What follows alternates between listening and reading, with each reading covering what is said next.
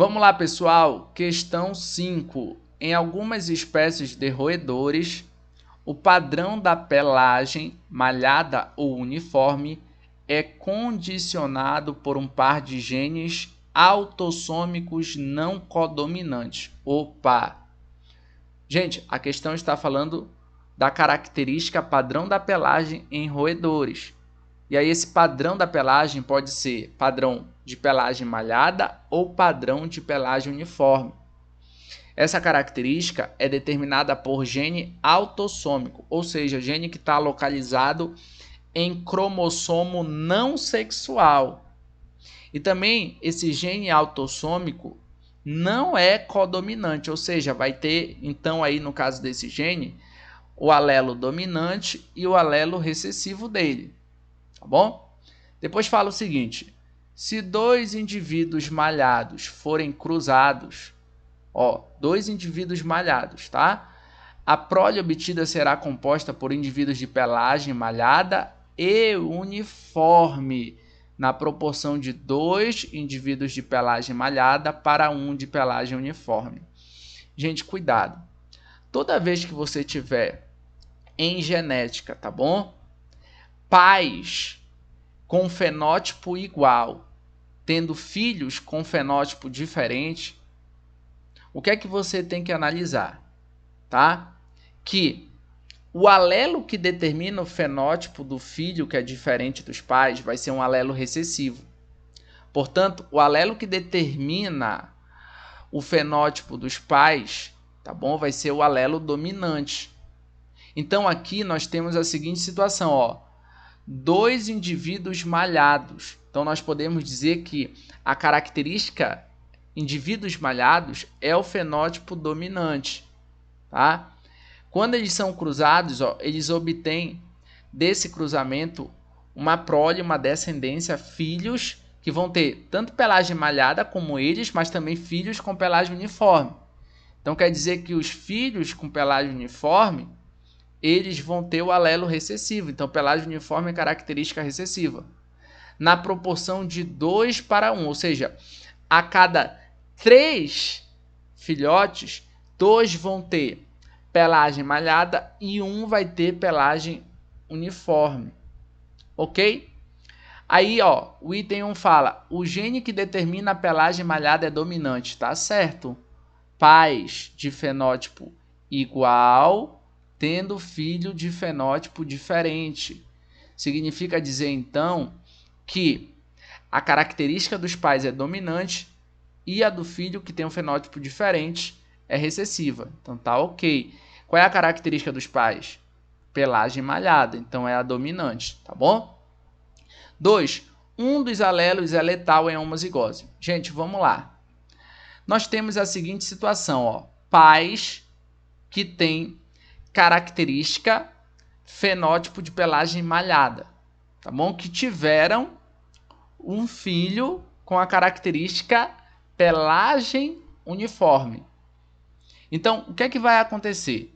Se nós formos representar aqui pela letra A, tá bom? Os alelos desse gene, azão vai determinar pelagem malhada e azinho vai determinar pelagem uniforme. Tá bom? Se nós temos a situação de pais de pelagem malhada, tá bom? Que originaram filho de pelagem uniforme, significa dizer que para que um filho de pelagem uniforme surgisse desse casal, um azinho tem que ter vindo do pai, que vai ser azão-azinho. E o outro azinho tem que ter vindo da mãe, que vai ser azão-azinho. Tudo bem? Então, esses são os genótipos do pai e da mãe. Aí você tem aqui, então, que o pai e a mãe são heterozigotos. Aí você vai realizar o cruzamento, tá bom? Entre o macho e a fêmea. Como é que você vai fazer? Vai pegar o primeiro alelo do macho e combinar com o primeiro alelo da fêmea. Como é que vai ficar aí, então? vai ficar da seguinte maneira: azão, azão, tá bom? Depois, o que é que você vai fazer?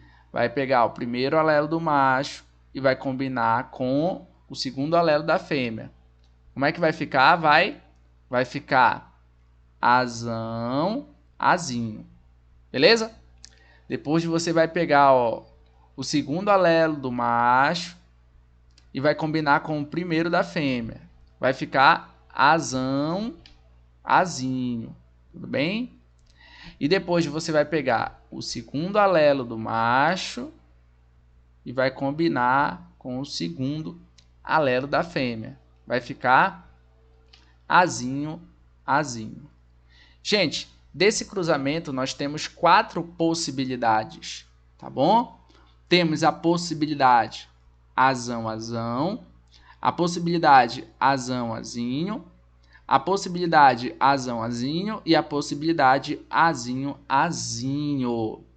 Só que muita atenção, no texto da questão foi falado que se 2 indivíduos malhados forem cruzados, a prole obtida será composta por indivíduos de pelagem malhada e uniforme na proporção de 2:1.